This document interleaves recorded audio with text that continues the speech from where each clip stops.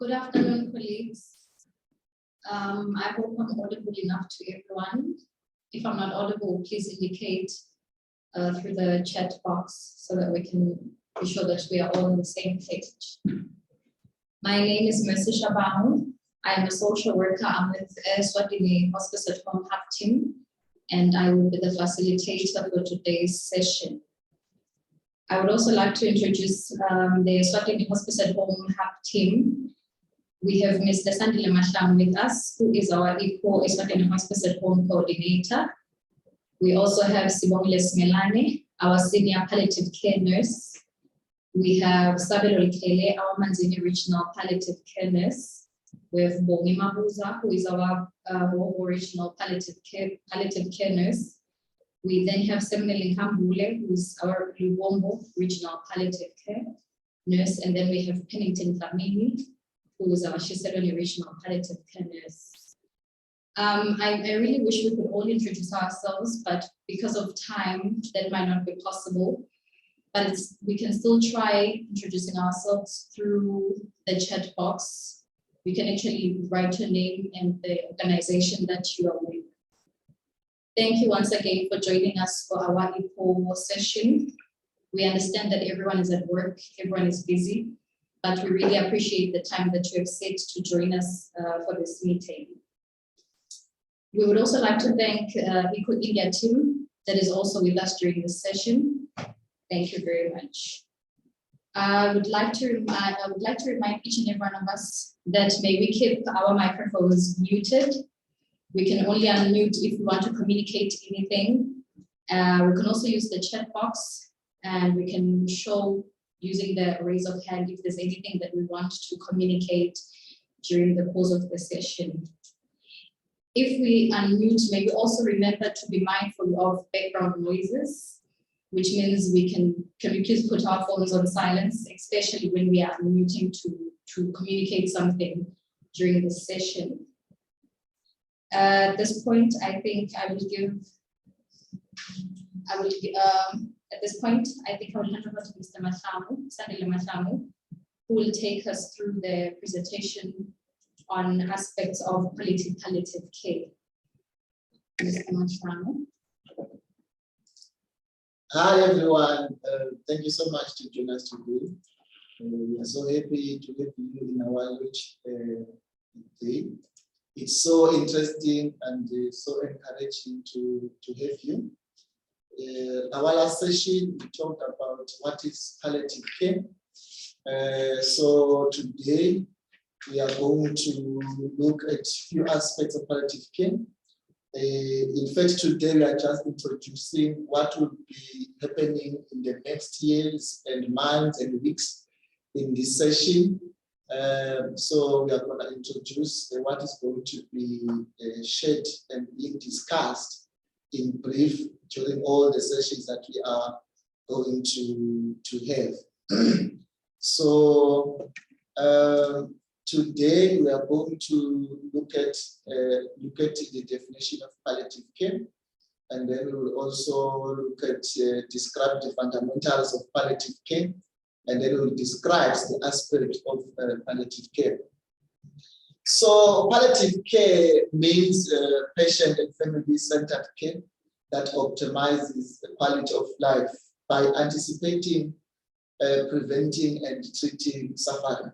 That can be the definition. I can give you a summary from the previous definition from WHO. We say that this is a care that looks at the patient and it's family-centered and patient-centered, and its goal is to optimize the quality of life by anticipating, and we prevent and we treat the suffering. So that's what we are trying to do in palliative care. So throughout the continuum of the illness, palliative care involves addressing the physical, intellectual, emotional, social, and spiritual needs. So we will be looking about these issues in each and every session, how we can do better. And then we need to understand that across all the continuum of illness, from diagnosis until the patient dies, or even through bereavement, palliative care facilitates patient autonomy, access to information, and most importantly, even to choices. So then with this understanding, we need to know that palliative care is applicable from the primary level to the secondary and to the tertiary level in our healthcare system. So we'll be helping one another throughout this session on how we can set up, how we can run the palliative care models in our settings, whether you're at the clinic level, whether in the community level, like hospice at home, they are practicing this model of palliative care called home-based palliative care, whether you're in a clinic, whether you are in a health center, or you are in the regional or national level. We can apply palliative care in all the levels, all the settings, whether in a ward, or you are in an OPD, or you are in a GYN, or you are in you are working under the dialysis unit. We can apply this palliative care, embracing these above things, improving the quality of life, anticipating and preventing the suffering. So the fundamentals of palliative care, the things that make the palliative, the basic things that we have to look for is that palliative care is applicable and has to be provided at the patient and family center. Whatever you are going to do must be patient and family centered. So if then, how are you going to do that? We need to embrace that palliative care has to be applied or has to be provided across all healthcare settings. As long as it's a healthcare setting, you need to provide a palliative care. And we need to understand that perfect, good palliative care, quality palliative care has to start or begins at diagnosis. Once the diagnosis is certain, then we start. If you are doing cervical cancer screening, the way you are going to break the news of the findings, the principles of palliative care enable you to prevent, anticipate, and treat suffering at that level. And then we need to also understand that another important fundamental of palliative care is that this palliative care we are talking about, quality one, has to be provided concurrent with the treatment or the curative therapies, the radiation, the art, all the treatment that we are applying to prolong life or to make the patient look better in terms of treatment. And at this stage, we need to acknowledge that the palliative care, the hopes and the family welfare has to be taken into consideration. So once we are treating them, we are more critical understanding what the family is hoping for. So it has to be going together. And then in palliative care, that's why we are here today. It's an interdisciplinary and collaborative model. It requires teams to come together, work together, share the mind, and share the experiences, share their expertise. So we are having this forum so that we can have interdisciplinarity and we can have a collaborative information. So we need to work together, even in a facility level. The palliative care team, the palliative care nurse, the staff members, the whole team in a facility has to sit together sometimes and work together in sorting the issues, because a person is a holistic human being who requires heads to be joined together. And in palliative care, another fundamental is that it requires clinical and communication skills between the team members alone and between the professional and the client. So our patients, the family and the caregivers, the family and the palliative care team, there should be good communication skills and good clinical. In fact, communication in palliative care is the backbone of palliative care. Without communication skills, we cannot go even a little bit of a mile. So we will look around even those fundamentals. And then another one is that palliative care, its focus is to relieve the total pain of the patient. So it's the relief of the total suffering. We are looking at the human being as a holistic approach. All we need to do is to see our patient in comfort, regardless of the stage of the illness. There is always a comfort suitable for the patient stage of disease and age. And it also focuses on the quality of care and the quality of life. And the quality of life is subjective to the client. So in palliative care, we are ensuring that as the patient is transiting through the trajectories of the disease, as mentioned in our previous presentation, we ensure that. And then the last one and very important one that we can take is that quality palliative care ensures that it has an equitable access.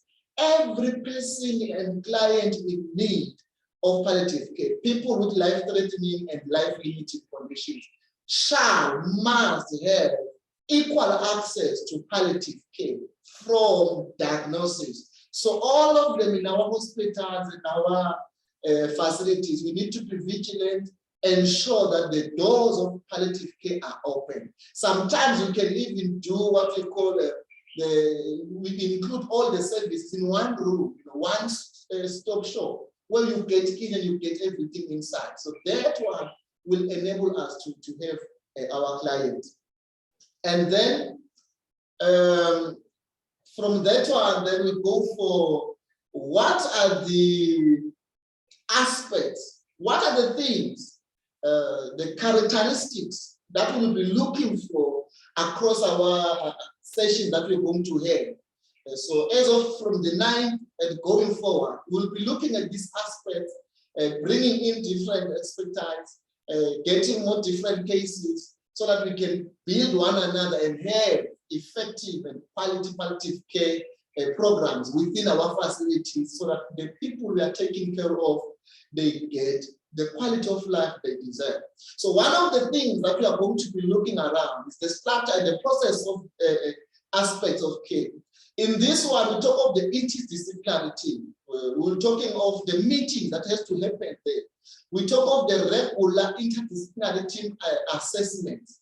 It requires that to happen. So we have to have those interdisciplinary meetings. The social worker, the psychologist, the dietitian, the doctor, the nurse, all the pastor or the chaplain, doing the holistic assessment together and doing the meetings. And one of the benefits we're going to get through this session is that we will have the moment in time where we will share our expertise and have these meetings, share the cases, help those individuals who will be presenting their cases to do better in taking care of them. It goes beyond that and say, if we are providing palliative care, we need to embrace the relationships between our national referral hospital, Mabane government, and the regional facilities. There should be a good relationship between these facilities in terms of linkages and referrals. So palliative care that is of good quality, there should be those linkages between these facilities. And it calls for clinical and good communication skills between the team members and our clients. So we'll be equipping one another during the session. And also look at the second aspect, which is the physical aspect. When we talk of the physical aspect, we talk of the assessment and management of symptoms, physical and pain. So we need to be careful and we need to be able to do data assessment in terms of physical, and we need to do data assessment in terms of pain, the functionality status, we have kiosk tool, and we have also the ECOG functionality status tool. So we need to get and be able to ascertain what is the functionality status of the patient. We need to be able to do assessment of the patient's safety, even at home, even at facility. And we need to understand the illness, make the family understand their illnesses. So in terms of how the illness is going and how we can help them. So the physical part of it, we need to put those things into effectiveness. So the coming sessions, we will be going in this aspect. And then we also need to look at the psychological and psychiatric aspect of care.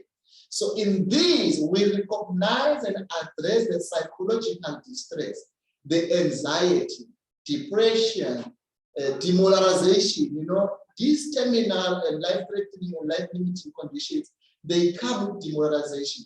We look at the issues like deliriums, grief, there's anticipatory grief. We know that grief may start just on the day of screaming. People may begin to feel of something, that they are losing something. So we need to attend to that. And we go into bereavement. When we are taking the psychological part of the patient, we have to look into details how we can do and assess this and manage them. We look at the mental well-being, how the patient, the coping strategies of the client and the family. You need to strengthen those issues. So we'll be looking at around these things and the supportive care that we need to give in terms of the psychological part of the patient. And we recognize, as I've mentioned, that there is anticipatory grief, and we need as educators to provide support. In that way, you will be providing the psychological and psychiatric aspect of care. So we need a psychologist there. You know, we need those experts to help us to shape how we can do better for our clients. And the most important part, and again, is the social aspect. Normally, we neglect this one, and we think patients can fend for their needs. Yet families and clients have their needs. So we need to look at the family and the patient as the units of care. So you need to address the family needs and you need to address the patient individuals. We look at the strength of the patient, we look at the needs, the goals, the family context. We need to contextualize this thing into our family. So we'll be looking around all these things, and we also look at the community resources that are there. What can you use that is there in the community to build and make the quality of life of the patient looks better and as the patient requires it to be? And we also look at the financial and legal needs of the patient. Our patient, the financial needs, and our patient, the legal needs. We cannot put a neglect because those things, they contribute sometimes on how the patient is going to cope, how the patient is going to live from now going forward. For example, if you will say a patient living in our Vumisa, which is 300 and something kilometers away from Babane, if you schedule that patient for dialysis to Babane every week, and you need to find a financial level, what are the financial needs? Then they will determine the plan of care of the patient. And then another thing that is very important. I know this one, we need to be very careful of it, the cultural aspect of our care. In our country, Eswatini, we are more likely because most of the ethnic groups in the country, they are almost one people, Swazis. So, but we are seeing people coming from different areas now. We have different ethnic groups, and we need to embrace palliative care so that it can be linguistically and culturally sensitive. You know, this thing in aspects of care culturally, it includes the identity, the interactions with others, how the patients are doing that. Palliative care is to give more value to the values of the individual. So it has to give us a guidance in terms of the sensitivity in decision making. You know, sometimes in our culture, a woman cannot decide what has to happen with her or her body. So we need to be culturally sensitive when we're doing those decisions. So palliative care helps us to do that. And this cultural aspect will enable us to do good advanced care planning.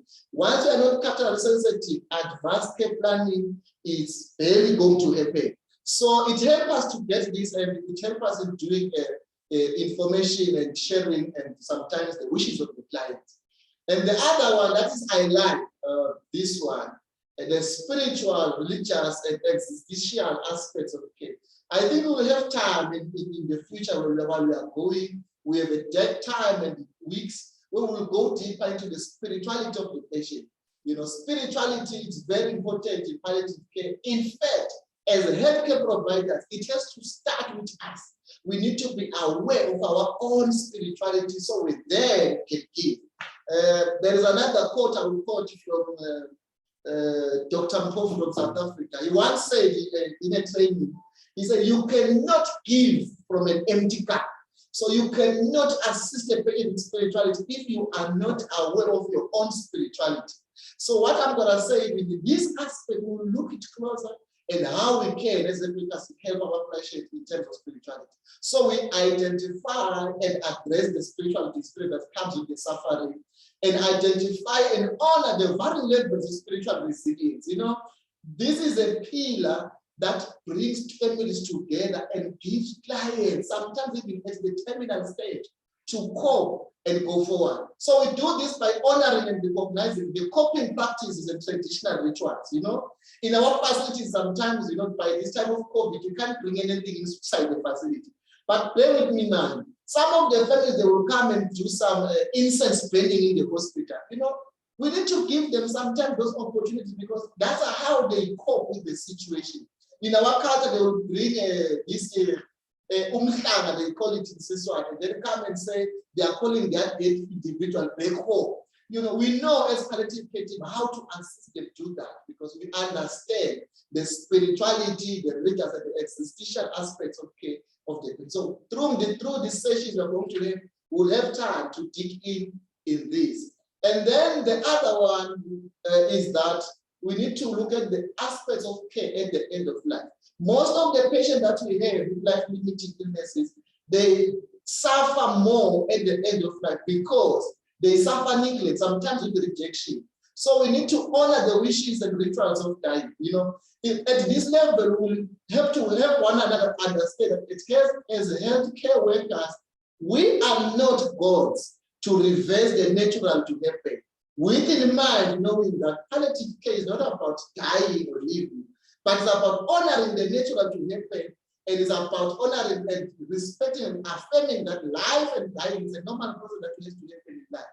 We cannot spend more resources to take our patients into the ICU if they are already end of life, because one, we are consuming the state resources, and it will help us to give them the dignified death that they may need.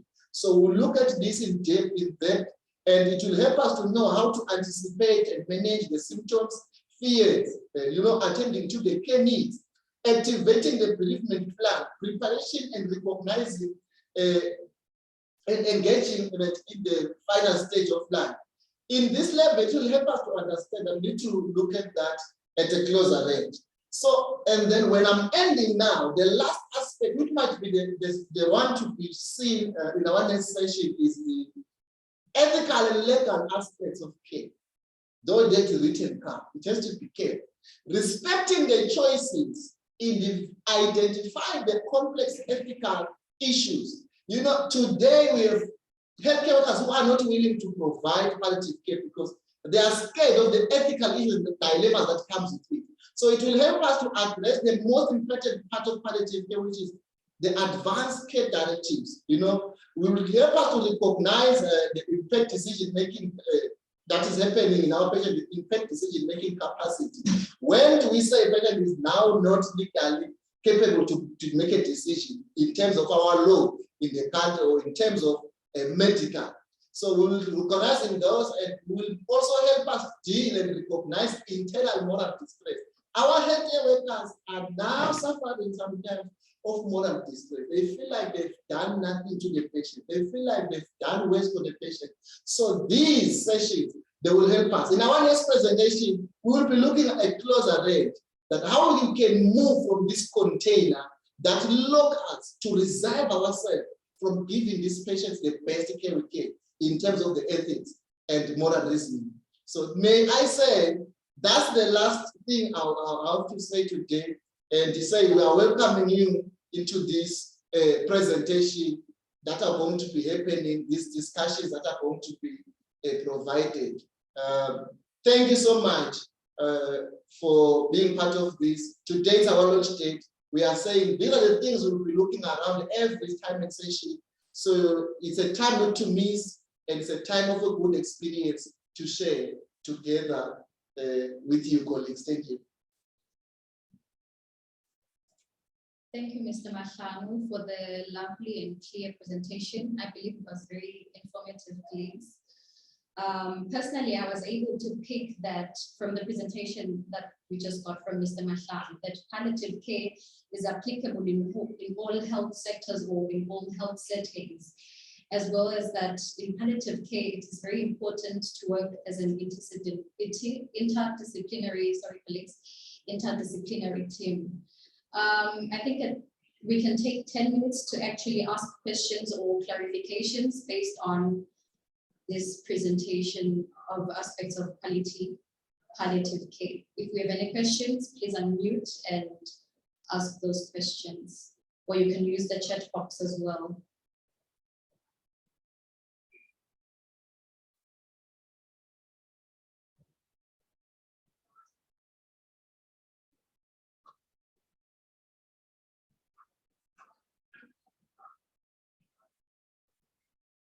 Do we have any questions?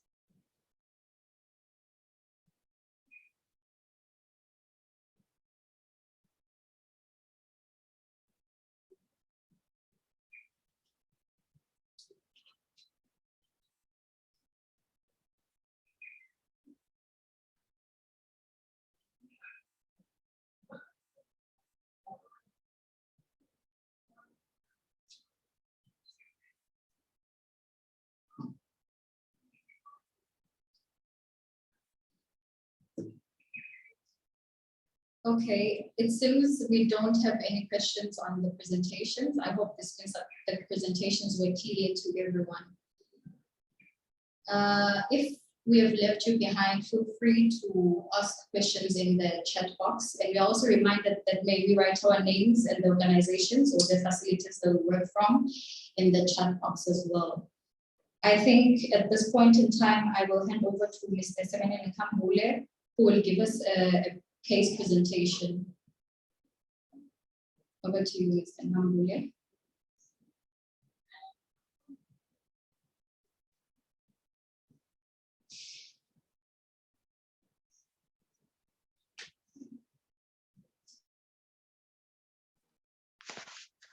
Thank you so much, Mercy. Good day, colleagues. My name is Eswatini Hospice. It's an honor to be the case presenter for today. So basically today we are going to look at a follow-up case for one of the clients under the service of Eswatini Hospice at home. So the case is for a 51-year-old female diagnosed with cervical cancer, currently on stage 4, but she was diagnosed in 2019. She was on stage 2. The main problem or concern the client have is the advanced stage of the illness. So due to the prognosis of the illness, the patient is on the end of life stage. And so he feels he is a burden to the family. And hence, a lot of the things that he usually say are the things that indicate that he's thinking about what he will do when he dies, especially when leaving the family. So he's also worried that he's unable to provide for the family need as he's no longer working. He was a self-employed woman.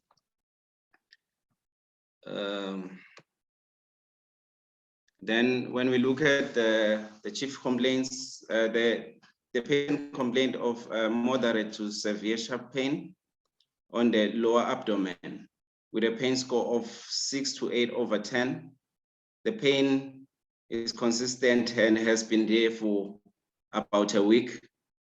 And he also complained of loss of appetite, which started about 5 days ago.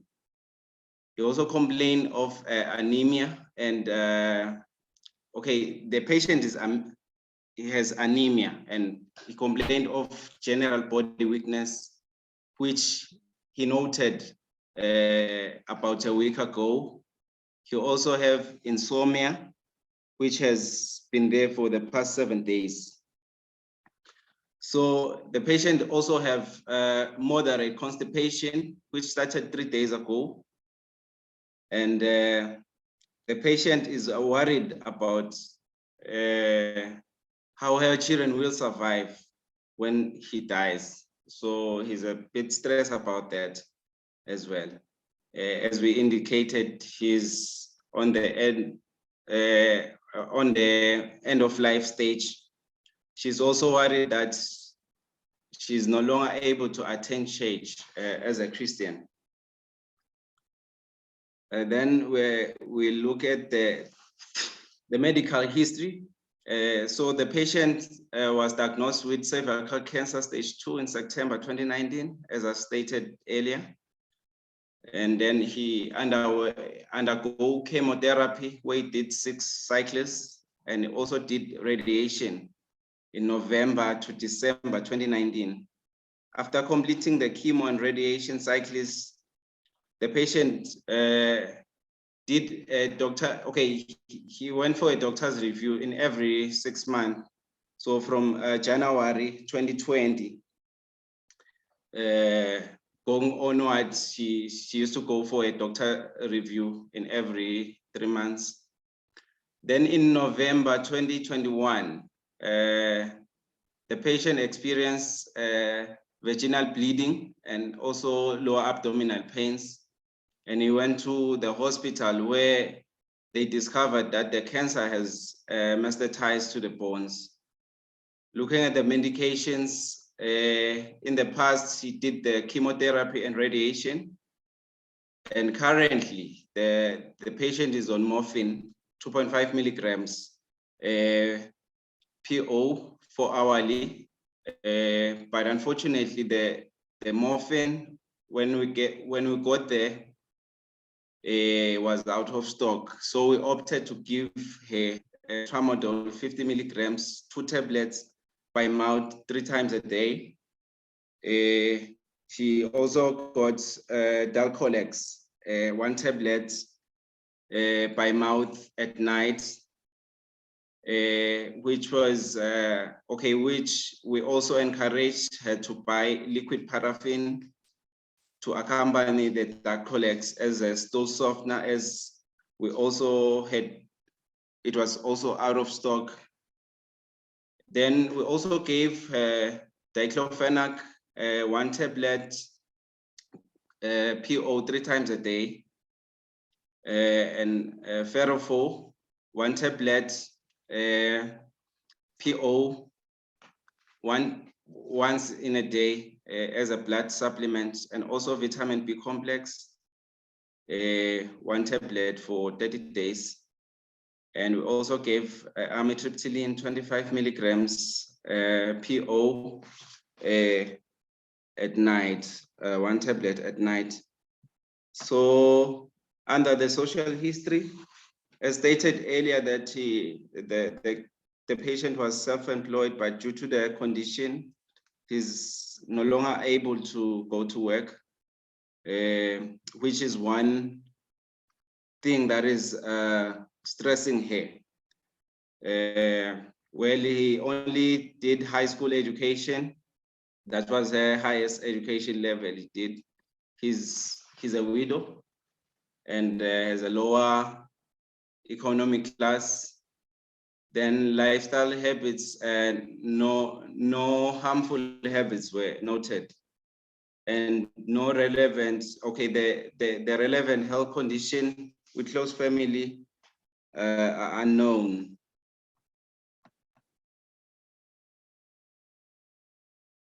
Then, okay, the advanced planning.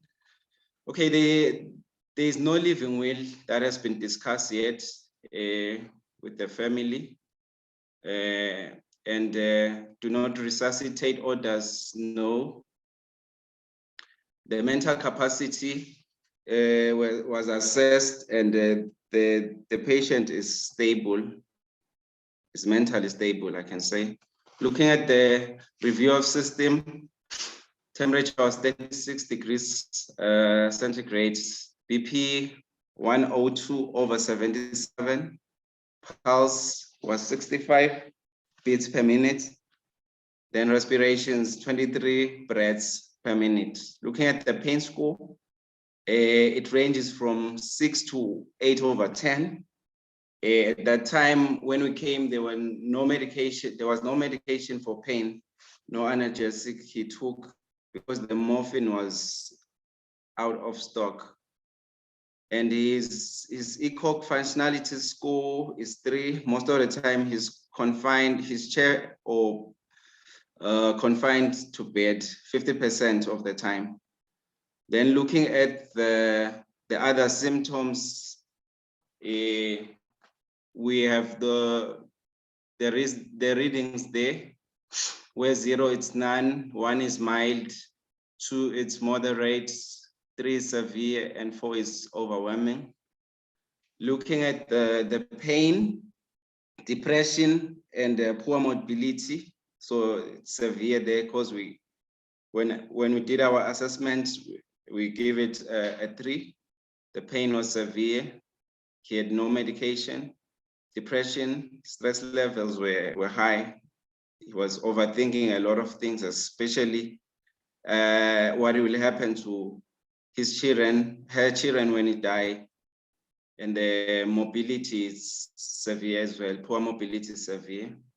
Then dyspnea is 2, anxiety 2, agitation, it's 1, drowsiness, fatigue 2, well, no vomiting or nausea reported, anorexia 2, constipation 2, dry mouth 2, which is moderate.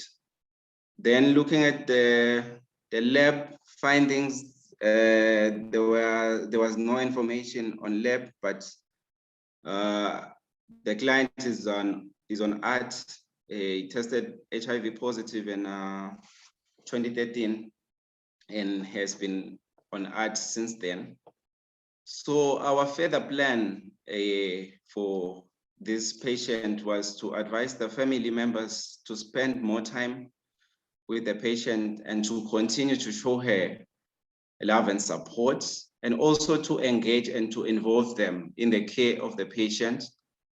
We also plan to engage the local facility for the continuum of care, and also engage the community health workers to assist with the care of the patient. Community health workers, including the rural health motivators. We also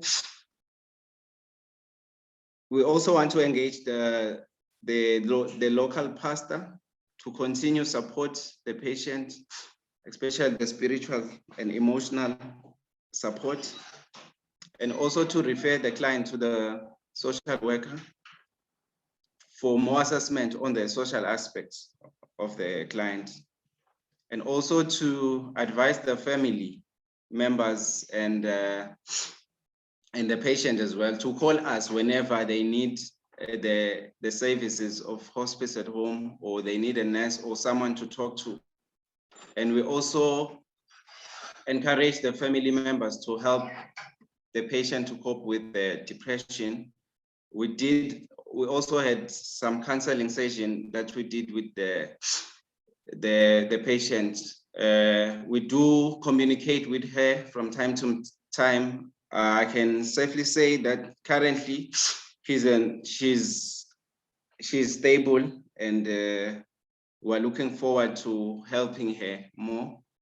We'd like to hear more contributions from you, colleagues. Thank you so much. I think it's the end of my presentation for today. Thank you. Okay, fine.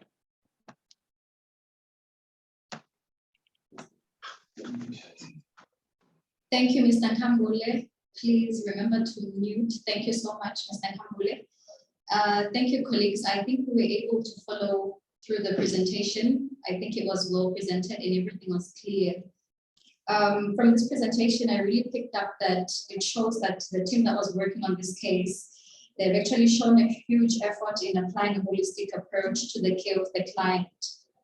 So at this point, can we actually give more recommendations on how the patient can be well cared for? If you have anything to say, please unmute and give your recommendations based on the case that has just been presented.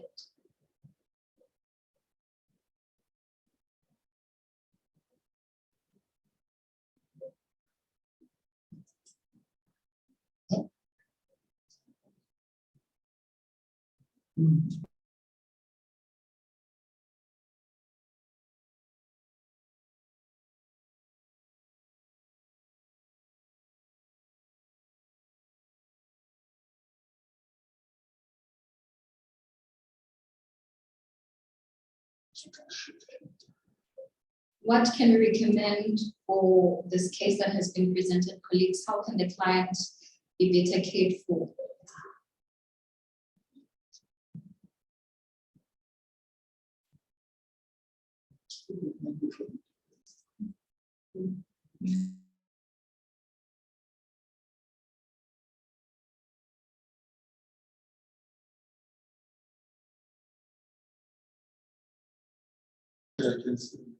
I think I can see a hand with Nombumelelo. Please share with us, Nombumelelo. Nombumelelo Hlachwabo.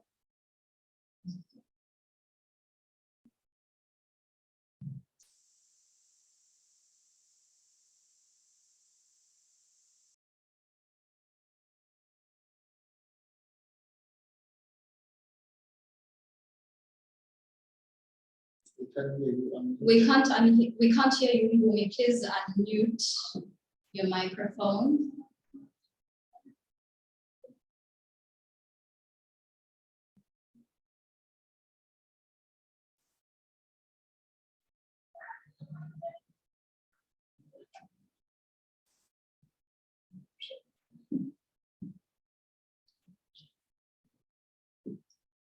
Hi, Bumi. Can you hear us?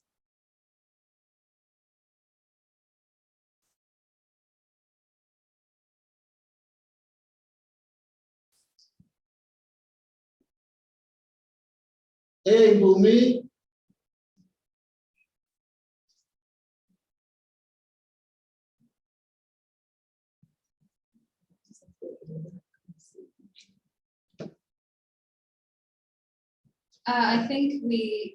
I think Nombomelelo can also try using the chat box.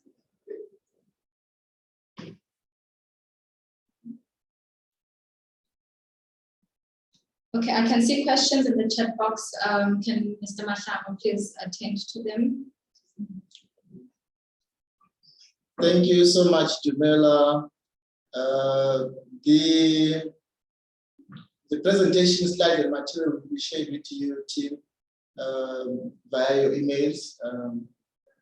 So may we kindly request you to continue register in our chat box. You put your name and the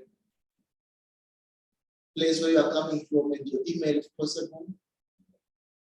Thank you.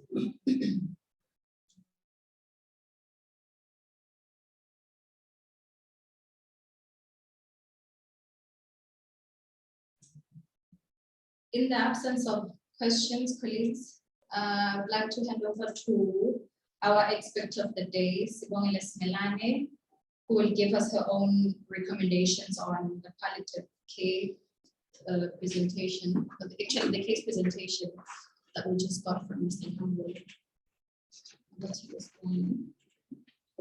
Hi, everyone. Thank you, Ms. Nkambule, for the presentation. My duty is just to recommend. As we've heard of the case, and we applaud the team for doing such a great job, I would love to just go over a little bit to the fundamentals of palliative care. There's the patient family-centered care, whereby here we need to step up the interdisciplinary team, importance for the holistic continuum care, so that we can improve the quality of life.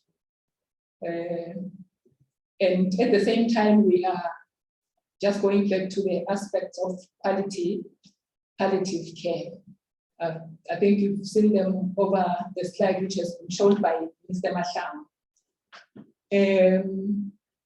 With our patient here, let me just go a bit up where there were some complaints on the pain that we have to do a proper assessment, and there we can even think of emotional pain besides the complaints that have been. She's having abdominal pains with a score of 6 to 8. And then we have to look at the compliance and then score the pain as they've scored it here.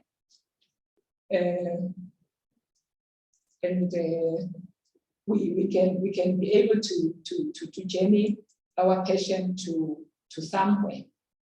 And before I move a little bit, and let me think and recommend the team that the patient involvement here was done, because we have to journey the patient together. By that, I mean our patient here should have understood the diagnosis and undergone a little bit of acceptance of his or her diagnosis. with the current medication, I would love us to maybe try and fight for the morphine so that we can cut down on the tramadol, whereby you can see that the patient is complaining of a little bit of constipation, and at the same time, the tramadol will sedate together with the amitriptyline, which is there. So you find that your patient is somehow drowsy more than you can expect. With the vital signs there, I think I'm okay. But before we get to the vital signs, we need to go back and look at the advanced directives there, whereby we left the order there from the patient, whereby it's the DNR and the DNI were orders which are not yet communicated with the patient. I think that too is important. What else can we do? We need to frequent the patient for proper monitoring, especially the team. I think the follow-up there is much more needed in this patient, and I would recommend that anyone who is here with us can also recommend where she or he feels we can step up the holistic continuum of care of this patient by maybe giving us something on the chat box or putting up a hand. I think I'll stop there with my recommendations. Thank you very much for your time. Thank you, Ms. Singh. Thank you, Swahili, for the recommendations. I think they'll be very helpful in actually providing better or quality care to the patient. I don't know if there are any questions or any contributions or other recommendations that anyone would like to share with us.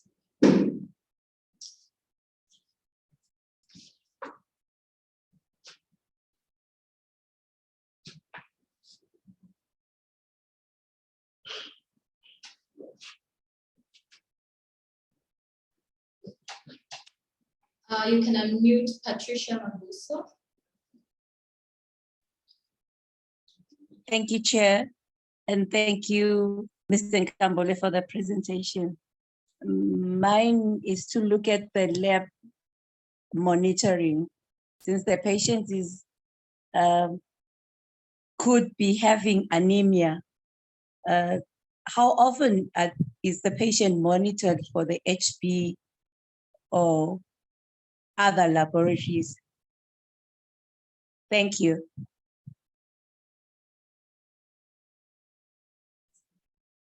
Thank you, Patricia. I believe that has been noted by Mr. Nkambole. Okay, thank you. Thank you so much for the question. Well, the client, because I saw the client just last week, so he was due for a review in the hospital. So I mentioned that they should notify. I mentioned to the family members and to the patient as well that they should notify the doctor about the symptoms that are there in the patient, showing that he doesn't have enough blood in there. So I think they will have to look at taking the blood sample for HB monitoring. I think I will have to inquire and see probably this week, because they are due for hospital checkup tomorrow. Then we'll see from there whether they did an HB or not. Thank you.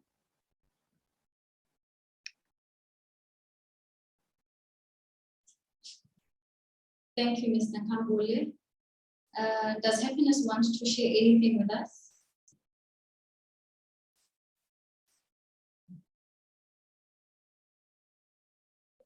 Would you like to share anything, Happiness? I see that you are unmuted.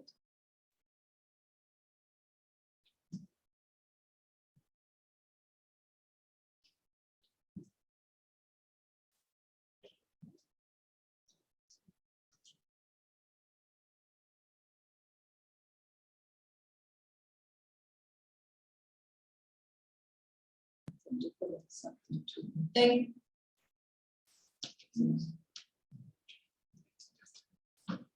Okay, I think our expert Sibongile wants to share something as well. Thank you so much, colleagues, for the input.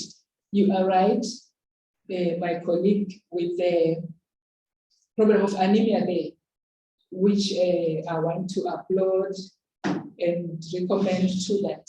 The diet too is important. I think our team would have said something on those lines. And looking at the medication to the tablets, if maybe they can recommend something else, or the family can afford, they can recommend something else, which is a combination of the anti-hematinics plus the vitamins, which means you can cut off the load of having too much tablets in the hand. Some medications are a combination of those anti-hematinics and multivitamins and minerals at the same time. Thank you.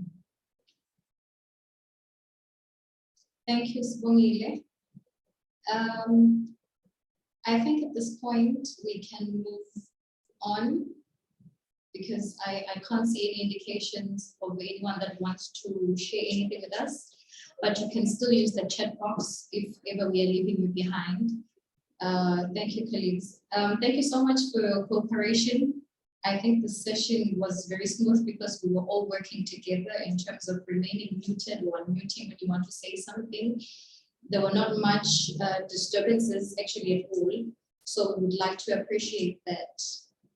At this point, I will hand over to Mr. Mashau, who will give us feedback, who will give us information on how feedback will actually be shared, and he will also announce the details about the next session. Thank you, everyone. Thank you for participating in today's session.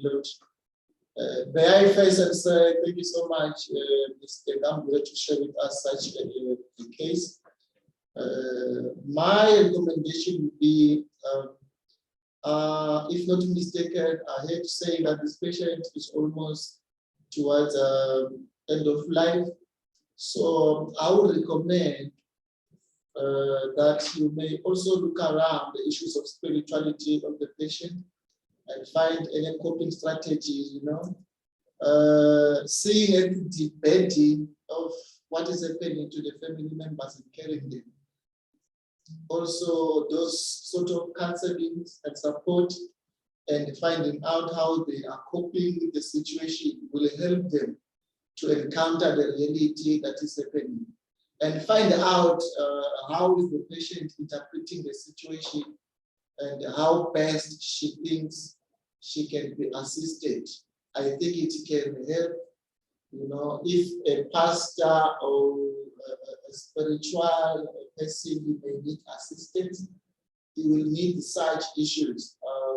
And then I would recommend that for the constipation, looking at the age and the medication, may I recommend that when you are providing the stool pushers, which is the dialcoholics, may you combine it with the stool softener, possible lactose or liquid paraffin, depending on which the patient can take.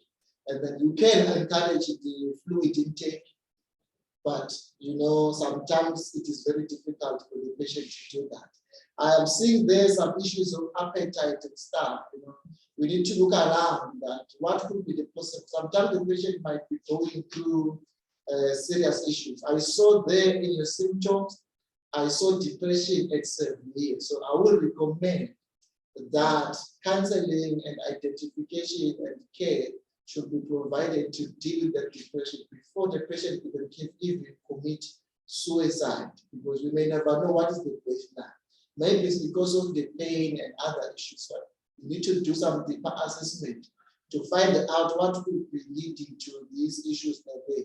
We are seeing the patient immobile, so that means the functionality status of this patient is very low already. And that the patient has been ambulatory before, but now, because of the progress of the disease, is now not ambulatory. Find out how the caregiver coping, what is the relationship, how is the caregiver and the patient doing? Because you may find that now the depression is caused by the dependency ratio. How the old lady is feeling now that is too much dependent. Identifying who is really in the family taking care. We might find those supportive structures.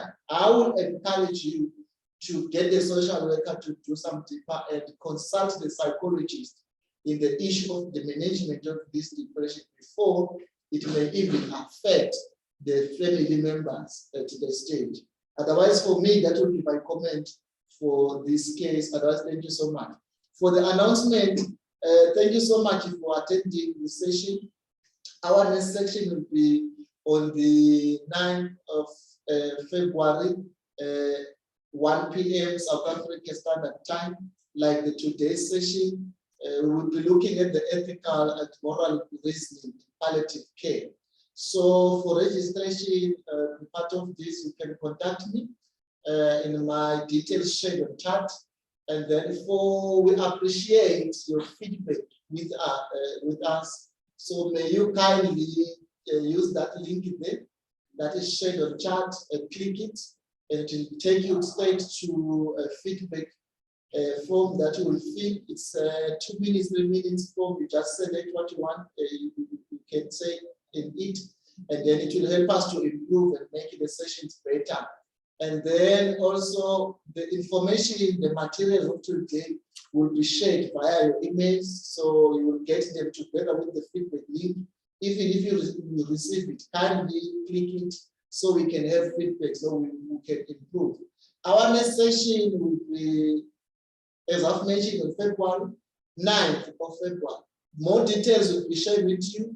The registration will be shared with you. And even if you feel like now the 9th of February is approaching, you haven't received any registration link, do contact me.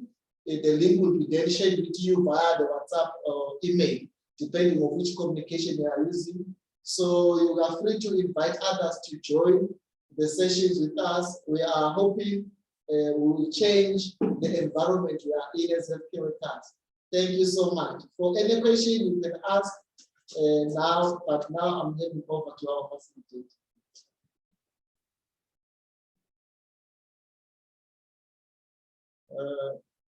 Any question?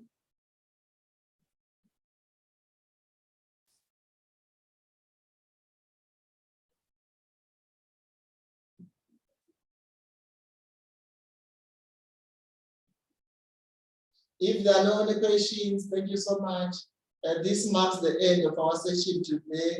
May the good God bless you. So we meet next time. The link will be shared with you.